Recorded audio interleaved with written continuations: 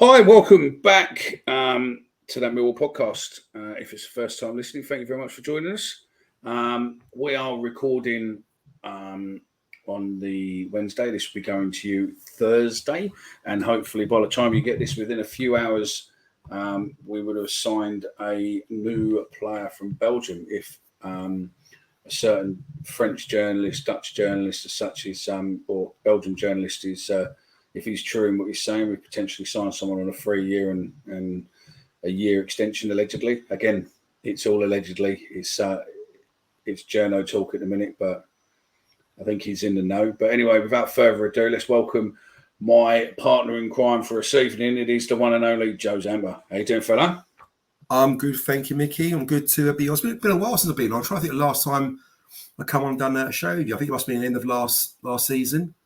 But I can see why you chose me to come on here, because obviously you need me to appeal to the younger audience. You know, you got your different categories. You've got your older generation that you appeal to, all the kids that look up to me, that I fit in with all the cool kids, you see. So it works, doesn't it?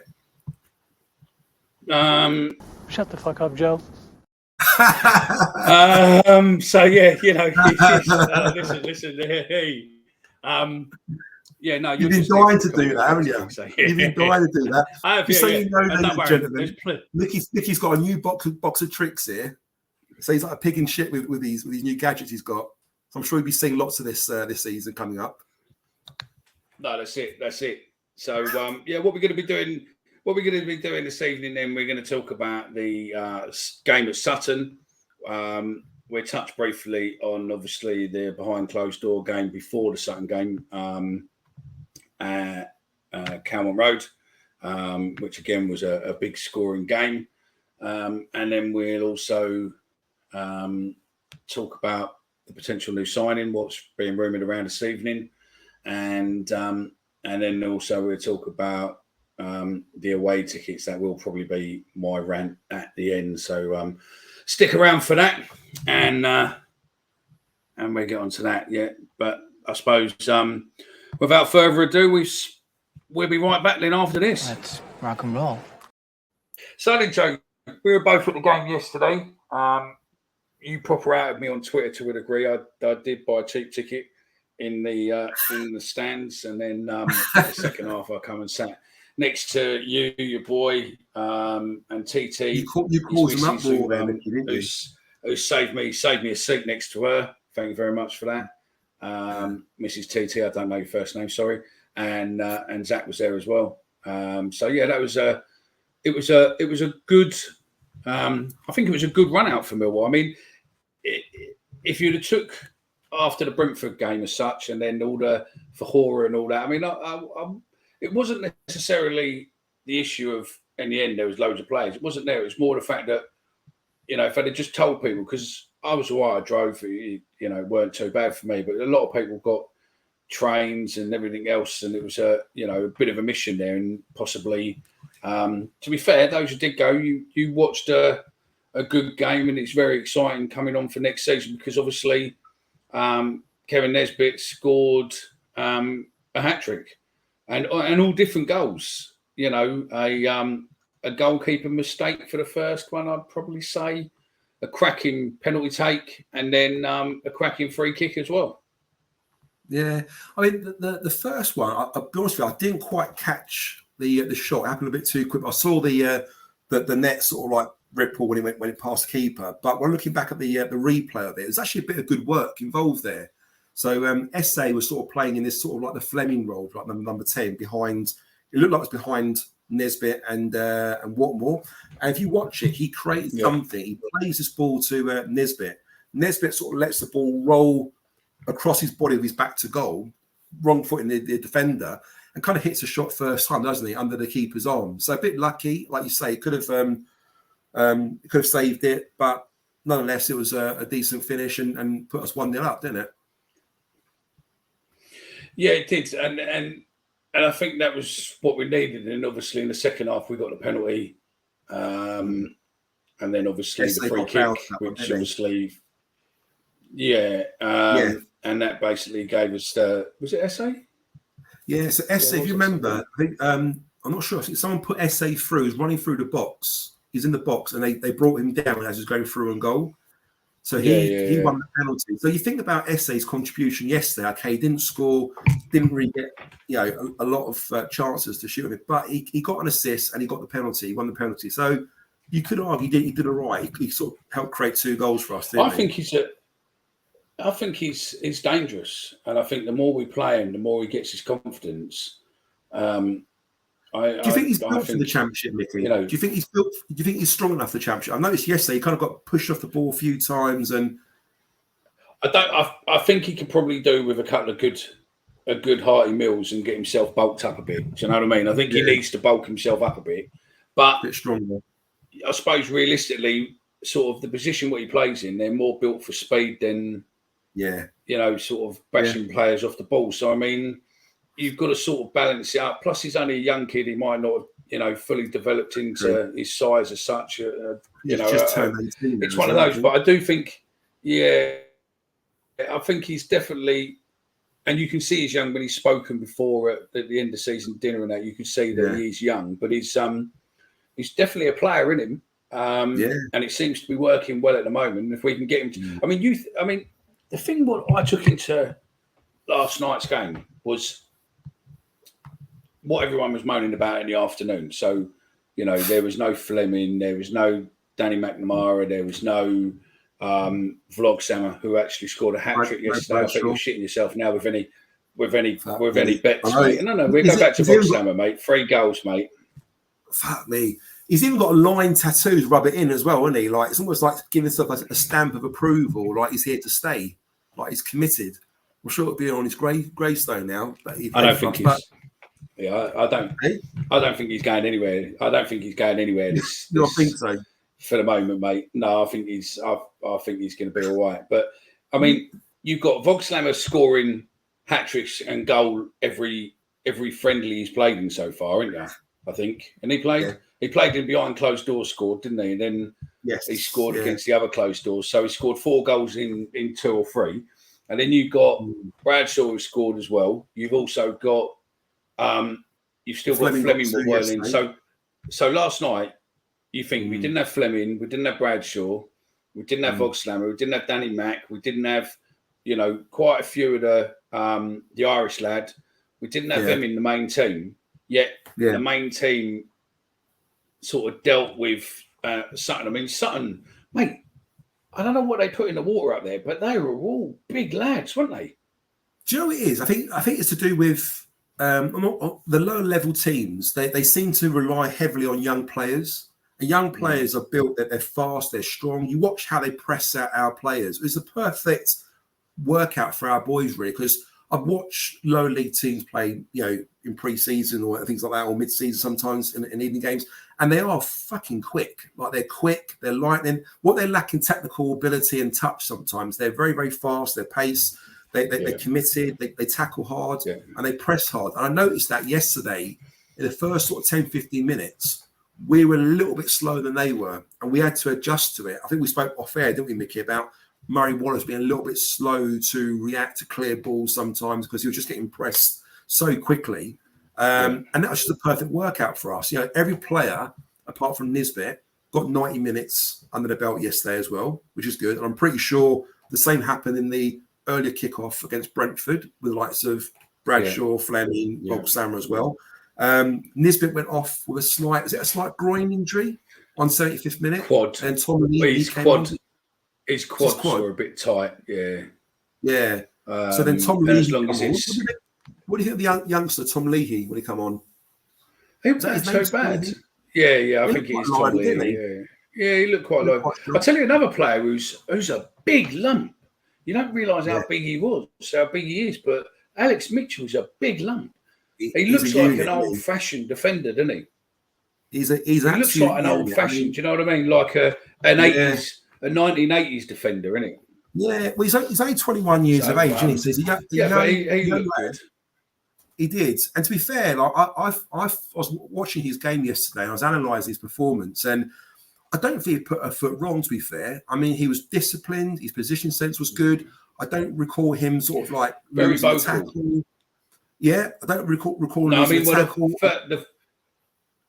the first half, I was the right-hand side, right over the far side, and he was there, and he was screaming at people to keep the line and, shouting at people who were getting out of position and stuff like that. I mean, he come into football late, didn't he? I think he come in when he was about 15 because he was a rower, which obviously makes sense for he's built like a brick shithouse. But his shoulders, he's wide. And also he's a big lad. Like his passing won't be short passing, mid-range, long passing. I think he looked really, really tidy. He looked solid. There's a couple of times when we had a couple of scares in the box from like set piece or corners, and he was there to clear the ball. Yeah, he read the situation. His decision making was really good. 21 years of age. He hasn't played competitive I think he played a league game for us maybe a year or so ago. In a League Cup game. But when you look at what he's done in the loan games he played for, so he's played for Bromley, he's played for Leighton Orient, he's played at St Johnstone. And I always look at players that go out on loan. I always want to see what their fans say about the player when they leave. And I remember when Tyler Bury went to Hartlepool and he left there and come back here, and they were all singing his praises. Oh, please come back! And same with Danny McNamara when he was at St Johnstone. But I always remember when he went to Bromley, the fans were really raving about Alex Mitchell, how great he was. I hope he comes back again one day. I think even to this day, they still talk about him. Didn't he win only one Young Player of the Year with most clubs he's been to? I think he won it at St Johnstone. I don't know if he's played that long enough with clubs. I think he might have played like 9 or 10 games for Bromley. I think he's done about 20 odd for Leighton Orient. I think he's done about 29 or 30 for St Johnstone last season. So he might have picked up a Young Player Award there. I'm not quite sure. But he's played a lot of games under his belt. And like I said, he's young. And my concern for him is I think he's only got about a year left on his contract. And I really do hope that it gives him an opportunity to play some games this season. I think if he opts with the back three as opposed to the back two defenders, hopefully he'll get more of his share of games, if he don't sign up a defender, that is, and give him a little run out. I mean, you look at Cresswell. When Cresswell first played for us, he was a bit iffy at the beginning, the first few games, but you give him 5, 6, 7 games, suddenly they come to their own, they find their feet, they get a bit of composure, a bit of confidence. And I think what Alex Mitchell needs is a good run of games, at least 4, 5, 6 games, put him in the team. He ain't going to let you down and see what happens. We might have a little gem there on our side, and hopefully on the back of that, he might get a long contract. Yeah, I think you're right. I think there is something about him, but he is a good old-fashioned sort of defence, isn't he? Rather than modern day where it's all flash and tricks. He's sort of you could sense that he will go through you. And, dare I say, Mickey, is he a Millwall type player? I know we spoke about this over the years. I agree with you. I think he is. Yeah, I think he is. Probably is a Millwall. You see the fans warming to him, for Omar. Yeah, I can. And I mean, also, I think it was just you can see what last year caught Gary out with the back five, and he didn't have players what could play in that position. So obviously went to the back four to make sure that the players could play. But I think this year he's managed to get a lot of the players playing in the positions what he wants, so he can change it up.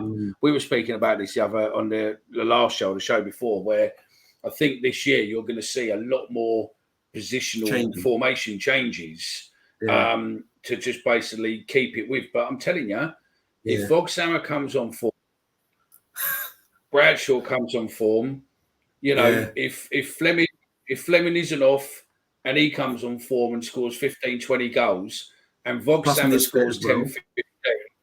And if he can score 10, 15 goals, Nisbet can score. I said the other day on the show, and people were like taking the piss. I think that guy's got 25 goals in him this season.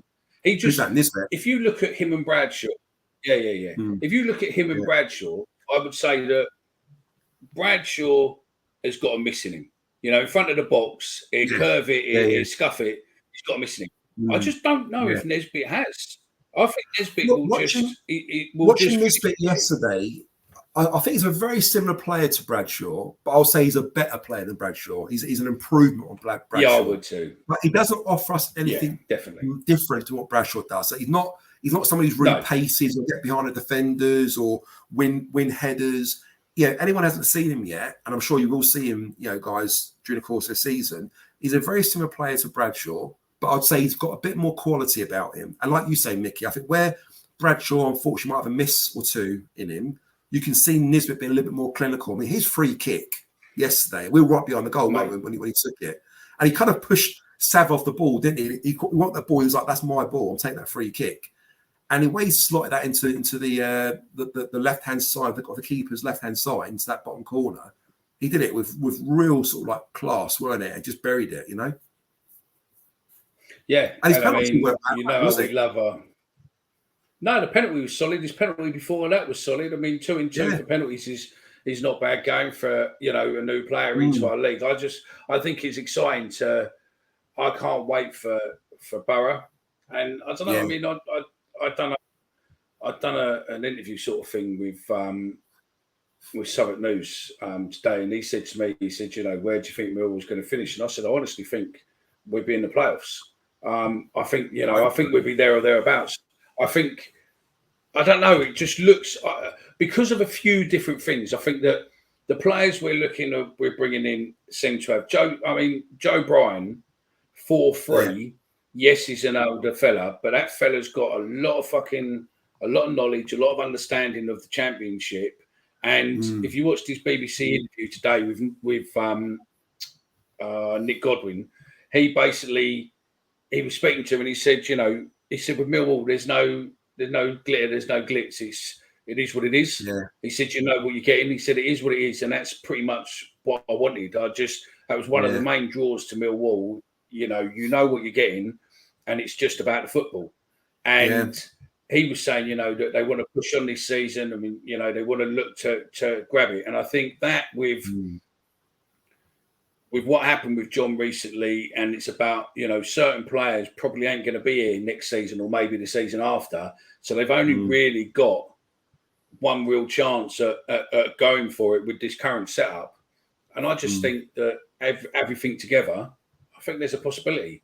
I think we go back to Joe Bryan.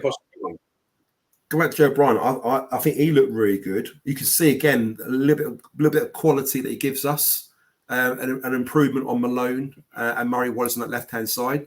I mean, he hasn't got blistering pace, but he's got enough pace about him to kind of beat a man. He's got a lovely left foot on him. I mean, the balls he was delivering and his awareness, not just whacking balls in, but sort of picking players out, you know, and the composure he had. And he likes to tackle as well. A couple of times you sort of see him going in for some 50-50s, which I think the fans would like to see, you know.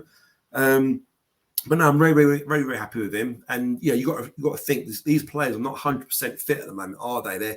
They're doing these friendlies to get fit. So if you imagine they're 75% fit at the moment, 8% full fit, then for what I saw yesterday against a young, you know, team that are up for it in Sutton, who are very, very quick on the press, I thought we dealt with them quite well. Come away with a clean sheet and scored 3 goals. So can't really ask for much more than that, can you? Really? No, I think you're right. I think, I mean, even Leonard yesterday looked quite dangerous. I thought he was going to knock the ball boy out at one point when the ball boy had hold of the ball and he wouldn't give it back to him because I was right in front of him. And he's going to the ball boy. He's going, just give me the ball, fella. And the kid's going, no, you're not allowed this one. You have to take that one. And he's going, mate, it's in your hand. I'm here. Just give me the ball. And he's like, no, I can't. And then literally the ball boy was like tucking it up, you know, like turning away from him, going, no, you've got to have that one. So, you know, literally he walked up, take the ball off this little stand.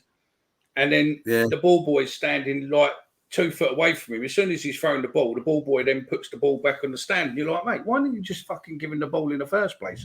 You know, it's a bit jobsworthy. You know, it's a bit sort of like COVID. He's a young kid, isn't he? He's probably been told what to do. And he just wants to do what he's been told, I guess. You know, but I know where you're coming from. It's one of those, isn't it? Do you know what I mean? It is one of those. But other than that, I was quite impressed with yesterday. I thought it was okay. I think also very, very quickly, Mickey, as well. The game against Brentford. Mickey, the game against Brentford, just so you know, we played the 4-2-3-1 formation.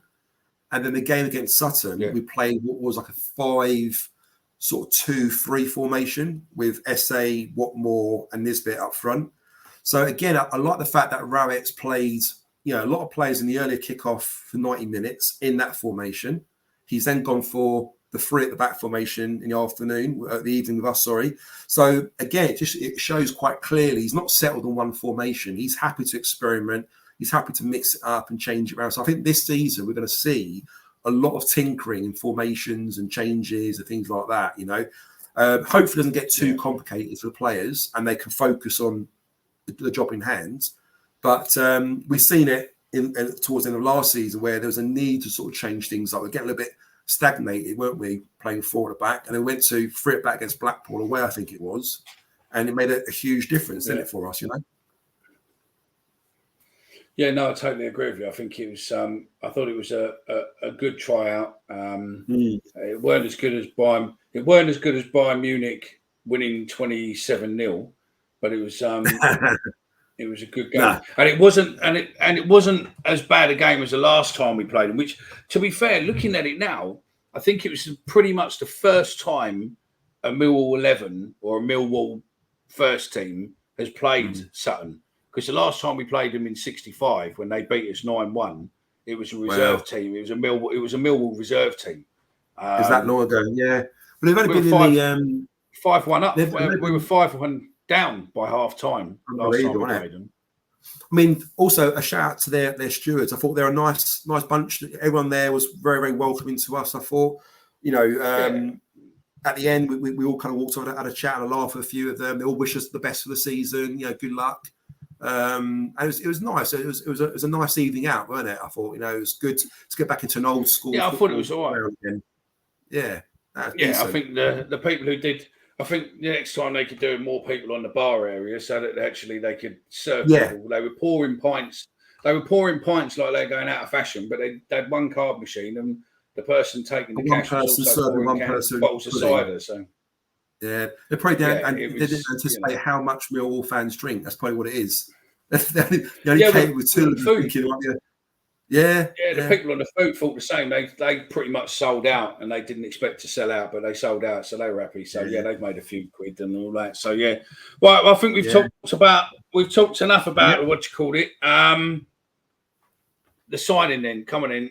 Richard Cowley came out with what, as we know, basically. Richard Cowley and the club are very close. He's known people within the club for a long time. If Richard Cowley says it, chances are there's some truth in it. Not going to say it's a done deal, but I would pretty much say that there's something in it. Richard don't post unless he's probably. Shall we be we'll be a bit PC unless he's been told to post it. It's okay to post as such. I think he only posts. Once he's obviously had the green light, there's something about it. So I believe there's something in it. Those of you on Twitter and that today, speaking to sources we know, there wasn't anyone at the ground today. That player wasn't at the ground today. Not saying there wasn't a meeting taking place, but there wasn't at the ground. But we'll see where we go from there. But there's a couple of videos flying around at the moment, but he looks tasty. He looks as if he'd be quite a good player for us. Different. So Casper de Noor sounds like a bit of a porn star, doesn't he? He's got a porn star name. For any kids listening, it'd be called a porn star is someone who's very, very good at loaning money. So you can ask your mum and dad about that. But he's 26 years of age. Look in your dad's sock drawer, and you might find a DVD what explains it for you. Don't do that. You're not going into your parents' sock drawer. Trust me. I tried that once when I was 11 years old, and I've been scarred for life ever since. So listen, Joe. Joe, me and you are the same age, right? Okay. Allegedly. Allegedly. No, we are the same. Well, I think, when's your birthday? August.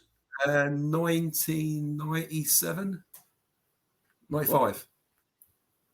75. Yeah. But what month? August. What month? Oh, so you're older than me. I'm September, so you were in a year. You were in a year above me then, and I was in a year below you. So yeah, but I've had an easier paper round than you, then, Mickey. I think. Yeah, probably. But yeah, hello. I'm happy with that. But when I was a kid, and it's something. It's one of those things. What's always sort of stayed with you. When you were kids, and you went into woods, you would always find porno mags. Yes. Yeah. Exactly. But why? in the chat, if there's any youngsters listening in this generation, do you find porno mags in the woods anymore? I don't know whether that's right thing to ask, but I mean, yeah. they're still around because my I know. newsagents up the road's got like a big shelf, like 2 shelves, massive. And I said to him the other month, I said, is there still a need for these? And he went, we sell loads of them. Do you know what and it I'm is? like, really? I think back in our day, porn wasn't just out there, was it, for us? You know, we had to graft, we had to kind of like buy it, hide, magazines or, massive, great big VHS videos. Whereas these days, it's all free online to watch on various platforms. Not that I go on any of those, but there are a few out there allegedly.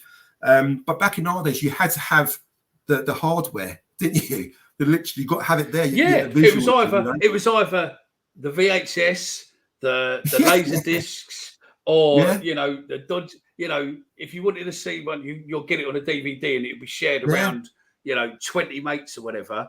Or if you wanted a mag, it was either someone's brother would go buy you one, or you'd sort of nick one when you'd done the paper round. So you'd sort of get one, and then videos amongst your mates, and you work out who's got the video. Oh, Billy had it last. He hasn't. You're passing it around to your friends, but it was hard in those days. You don't get that anymore now. Now it's all online, isn't it? You see, that's the problem, isn't it? Back in the day, like our day, you had to fight for what you wanted. Do you know what I mean? You had to graft for it. Now you just switch on your phone, type in the magic word, and you'll find it wherever you want it. But back then we didn't have. Then you had to beg, steal, or borrow just to see a pair of naked boobies, or even lower regions. There's that anticipation. You used to open the newspapers, didn't you? Like the Star or the Sun. There's that anticipation, that first page. Take a deep breath. What have we got? And we're going off topic a little bit here. At the moment. Just one thing before. Nothing worse was there than sitting with your parents, and the program comes on, and it was a bit risque, and you're sort of looking at them. Yeah. I always remember years ago. But anyway, let's go back. Go on. Channel 4 did something once where they put something on TV where it was like banned stuff that weren't supposed to be on TV, and Channel 4 did it once. And it was the nearest thing to soft porn back in those days. I remember at the time thinking, Emmanuel. Yeah, all that stuff was on there as well, wasn't it? Remember? Oh God! Listen, we might have to save this over a beer next time, mate, because I think the audience here listening are probably going to get fed up listening to our us rambling about. That's we'll have to do a show talking about things from. We'll have to do a show about the childhood and things we did in our childhood. But let's go back. Belgium. Yeah, so Casper player. Sorry, so he's not a porn star. I think he's going to be. I think he's going to be called Casper the Ghost, mate. I think so. He's 26 years of age, plays in the Belgian Pro League for OH Leuven. He plays as a defensive midfielder, although he can play as a right back, so I presume he can play anywhere across the back defence as well. He's played 8 times for Belgium under-21s, whilst he was playing for Genk. I think it's pronounced Genk, Genk. Now, Genk are like the kind of Man City of the Belgian league. They win it most years. They're always in the Champions League, stuff like that. And he actually played 3 times in the Champions League when he was a youngster for Genk. Played against Liverpool in one of the open sort of group stages. But like you say, Richard Cowley has mentioned it and said it. So there's got to be some truth in that. I'm hoping that maybe the next sort of day or two we'll hear a bit more about that. And it looks like a decent signing. And again, it's the quality we're looking at. We're looking at players that can strengthen our squads, improve our squads, and hopefully he's somebody who can do that for us. Yeah, definitely. And as much as this show is the Danny McNamara Appreciation Club, I think it'll be good to give Danny some competition.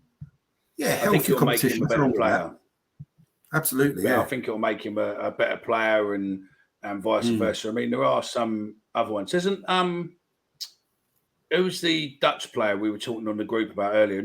It wasn't Van der Donk, was it? It wasn't Van Hooijdonk, no.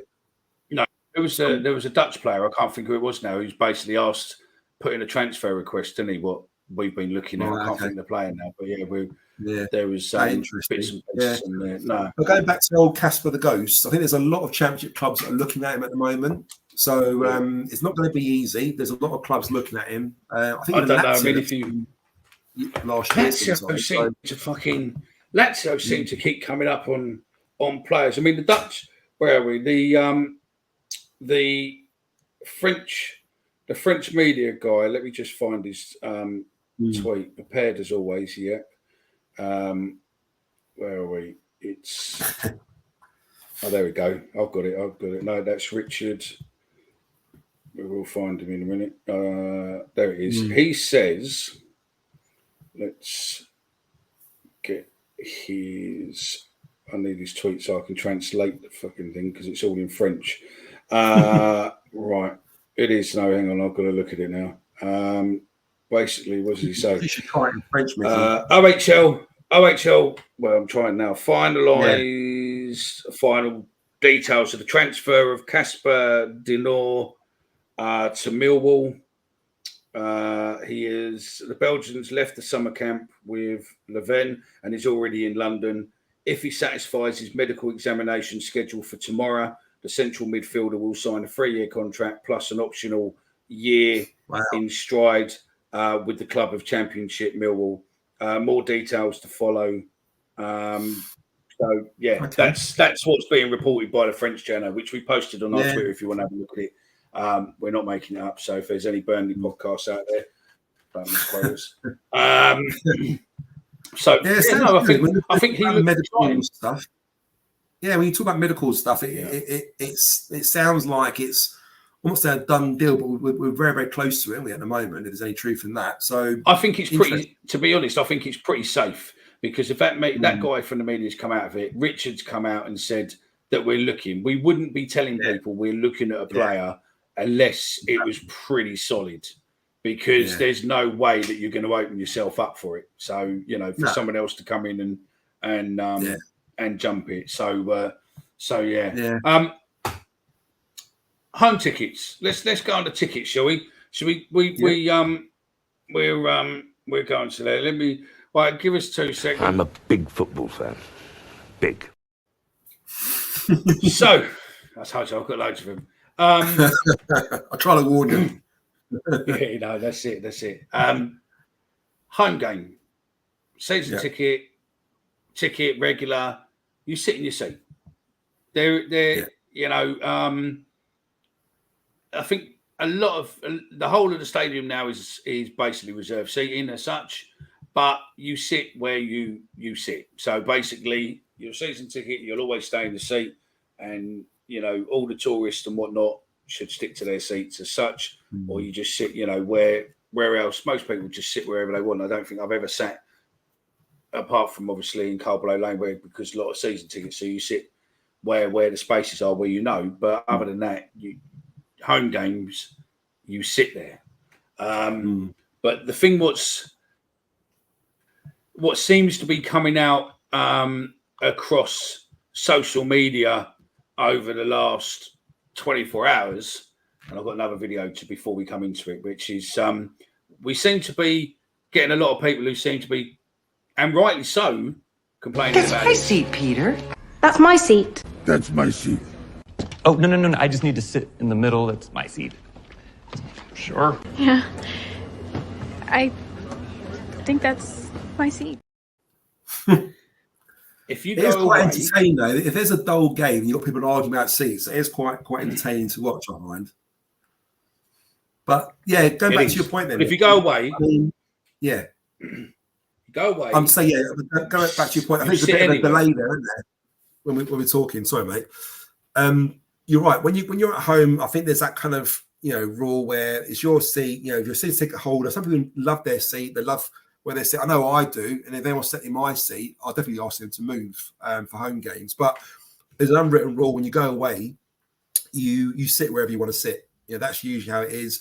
One thing I would say to the argument to that for yesterday is that it's a small ground. The seating section's very, very, very small. You've probably got 400 to 500 seats there, if that. And if you're a bit of an old codger like me and you, Mickey, sometimes standing up or game, although that's what we used to do 10, 20 years ago. That's quite enjoyable. No, don't put me into that camp. I prefer to stand. You said at half time, Thank fuck I got a seat. I couldn't do a second half of that. My knees would I didn't say that at all. I said no, I didn't. I said your varicose veins are popping out and you're really struggling. No. What I said was I couldn't do with the fucking.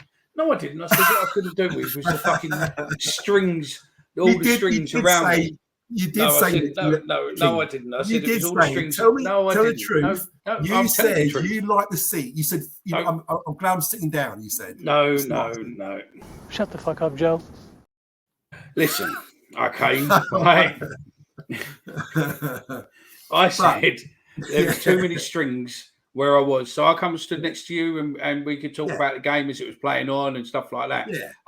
Realistically, we could have probably recorded us there and put that out as a show today instead. But listen, it was nice to sit down. The seats were more comfier than what they are at Millwall. I think probably because they're not 30 years old. But it was nice to sit down. But listen, away games, don't give a fuck what posh seats, fucking normal seats, whatever it is. Yeah. You go wherever you want. If you want to sit down, you sit down. If you want to stand up, you stand up. If you want to sit at the front, get there early. If you want to sit at the back, you get there later. I think there were a lot of fans as well, Mickey, who bought standing tickets that somehow got into, quite easily, just walked into the seating area and just took a seat. So what you've got people that paid more money for the seats and couldn't get a seat and had to go and stand instead. So I get that as well. But like I say, it's a small ground, it's a small section. I guarantee it, any other away ground this season, that would not be an issue. And it's only an issue because it's a small ground, it's a very small section, and end off really, isn't it? But to your point, Mickey, absolutely agree. You go away from home, you sit wherever you want to sit, If you see anything throughout the season of people going, oh, you're sitting there, or someone comes up and says you're sitting in my seat, just take a video and we'll post it across socials for you. It'll be quite common. Yeah, it'll be quite comical, won't it? Listen, if you're Millwall, and listen, the newer set of Millwall fans, okay, the shirt wearing, scarf type, blah blah blah. We sit wherever the fuck we want. So don't be. You go away. Don't be going up to people going, oh, sorry, I'm in seat A4. You're in my seat. Because if you come up to me and go, oh, you're sitting in my seat, it'll be there's fucking one over there, mate. Go sit over there. You know what I mean? Unless you're a tourist, unless you're German or Dutch, or you don't know any better, then that's probably forgivable. But yeah, no, I don't think it is. I think it's just fucking sit wherever the fuck you want. I think it's just a piss take to ask someone to say, excuse me, you're in my seat. It's not a fucking pop concert. Do you know what I mean? It's a football match. And you sit wherever you want to sit, don't you? Do you know what I mean? Yeah, exactly. And it's one of those, mate. It is one of those. But hey ho. Yeah. We've got a couple of questions, though. Go on. Yeah, go on. Sorry. No, go on. What did you want to say? I'm just saying, it's what you were saying about the questions at the end. You put a tweet out earlier, didn't you? And a few people responded to it. Yeah, we're gonna try it out, especially when we start on the proper season. So basically, we're before we record a show, we let you know that we're recording one when we're recording it, and then if you've got any questions, put them on, and then at the end of the show, before we done everything else, and at the end of the show, we'll read your questions out and we go from there. So yeah, Tricky Ricky, is the sponsor with Husky sorted, and are the rumours true? They owed the club money. Through speaking to a source within the club setup and stuff, it's just, we've had a long-term relationship with Husky and are pleased they are our shirt sponsor.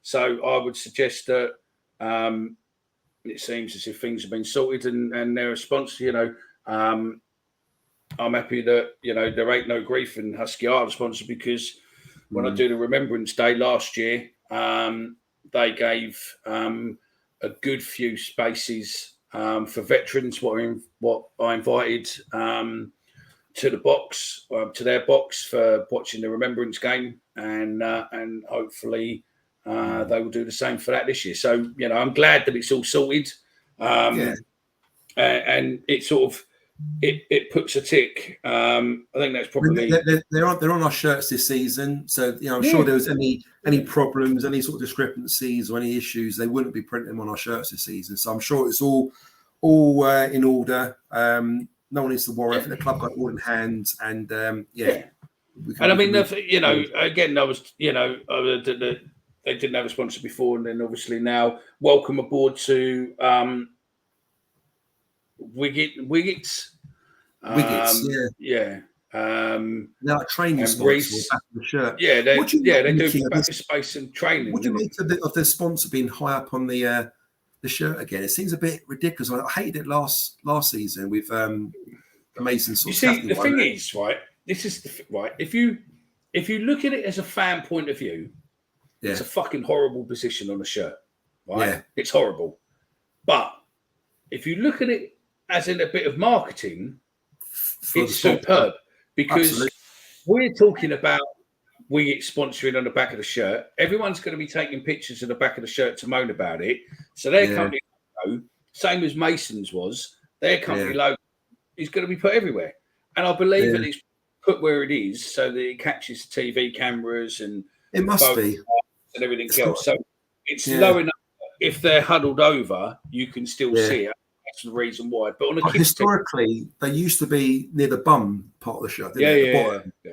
And then you have the normal name as you would do across the top of it. But you know what? I think even a couple of players I spoke to in the past said they don't like it there either. Without naming names of one or two of them, but they said they think it's disgusting, and they like it just having their name on there. They hate all that top of the sponsor stuff. So, and there's not many clubs that do it. There are a few, but not a lot of them do it. So I'm surprised why we do it. But again, I think that's I think you have to take your hat off to a degree and say, listen, right, it could be worse. We could have a betting or some other form of sponsor on there. We've got a Millwall fan, Reece, who's got a company, and that's great. Great to have a Millwall fan sponsoring. But while I've got it on my thing now, we had another message. This isn't a question. This is just someone who wanted to give Millwall a bit of credit. Stephen Shaw on Twitter said to us, not popular, but I would like to give a bit of credit to Millwall and ticket prices. 2 adults, 3 kids for Stoke home game, 61 quid with 1 adult member discount in family blocks. It was more than that when I went to the Den when it opened 30 years ago. And to be honest with you, in the current times, 61 quid for 5 people, 2 adults, 3 kids. That's not bad at all, is it? No, that's quite good value for money, to be fair. Especially when you look at what other clubs in the Championship are charging at the moment for ticket prices. I mean, we touched on this on previous shows, I'm sure, but it is ridiculous what they try and get away with. And it's nice for Stephen Shaw to mention that, and credit to the club and to Millwall that we do have the fans' best interests at heart at times, especially when it comes to ticket prices. No, that's it. And I mean, the other shout will come out this week, which we've done Wiggett, so we give this one a shout as well, is Explore Marketing. Joe from there basically put an announcement, obviously, it made me die, the photo, which we're going to in a minute, but he said, proud to announce that Explore Marketing is now the official printing partner of Millwall. Support, a sponsor, and now official printing provider. I couldn't be prouder. I'd like to thank the team for delivering our values to make this happen, which is great. But it's a fantastic picture of his company logo on the board. But they could have fucking repaired the screen before taking the picture. Do you know what I mean? It's like, get the, see the picture. You haven't seen it, I'll post a picture again on our Twitter. And and look, listen, right? Just give it a retweet. It means nothing to you, but he's put money into the club, and just by giving it a retweet and helping getting his image across social media and stuff gives him a nod. And it just, it means nothing to us, but it sort of gives him a little benefit. So, some of the sponsors where you see stuff, give them a retweet, keep in touch with them, because they're part of the Millwall family as well. I think you got. Well, they're putting money into the club, isn't they? So, at the end of the day, it's a little thing we can just give back. I mean, probably 100%. Ain't really going to give them any benefit, but it is what it is, I suppose. So, I think to be fair, that's it. There are a couple of bits from us. We are this season, if you want to carry on the conversation, what we have on the pods, then we have a community channel as such on Twitter.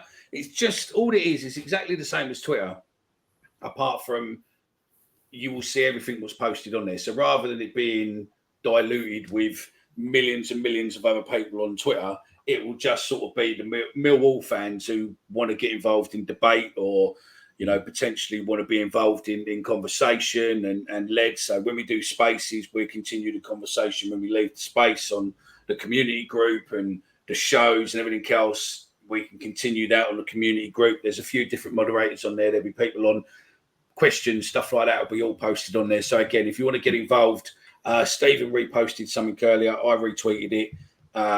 We'll stick it up as a pinned tweet later on tonight. Just click it. It's free. It's not going to cost you nothing, but it's just a way to be able to continue the conversation when you're not there. So without losing everything within, because Twitter, I think now is just getting a bit diluted in it. There seems to be so many different things, promoted shit and all this sort of shit, and it just gives us another avenue to be able to speak to Mill fans directly. So it's all good. Also, if you want to get on Who Are You, get in touch with Stephen. And if you're a Millwall business who potentially doesn't want to sponsor Millwall or can't afford to sponsor Millwall, but you want to sponsor something, we are looking for sponsors for the new season. Just to help us make the show better, get some better equipment, be able to do different things, and etc. etc. So if you do want to do, we are reasonable compared to other podcasts out there, and you'll get brand benefits from us. So yeah, if you are seriously interested, get in touch. We can have a conversation. And Mickey will take out for dinner as well. A candlelit dinner, won't you, Mickey? Yeah, of course I will. With Joe's credit card. So. Yeah, anything you want to say, Joe? No, just so good. I couldn't make the Gillingham game, so it's just so nice to be back watching Millwall play last night. I'm looking forward to next week on Tuesday for the Charlton game. Again, that should be a good match. And we have to win that. I hope so. 10,000 days. Yeah, is it roughly about 10,000 days? Is it? July the 25th is 10,000 days. Wow, there you go. So someone's going to prove me wrong now, but as far as I'm led to believe, it's 10,000 days since the last time they beat us, which is going to jinx it now, isn't it? Let's hope we can get it over the line and at least not lose that game. I mean, we do lose. Friendly Tuesday night. So and Tuesday night, I'm going to get dog shit abuse on the Twitter if they do for jinxing it. But no, that's it. So yeah, well. He's been Joe Zampa. I've been Mickey, and thank you very much. Oh, one other thing before we go, welcome to Kiro, who's the new Southern News reporter. So far, he's putting out some good stuff. He is going to come on the show soon and just tell us a bit more about him, and hopefully he comes on regular and just gives us some insights and everything else. Make sure you give him a follow. You'll find him is fairly easy. He's running news at Den, etc., etc., etc. So, that's pretty much us done for another episode. This will be out Thursday morning and Thursday evening on YouTube if you want to watch us and just see which one of us looks the age. We're both exactly the same. We're both 47 years old, but who looks the older one? Get involved in the comments. Get involved on socials.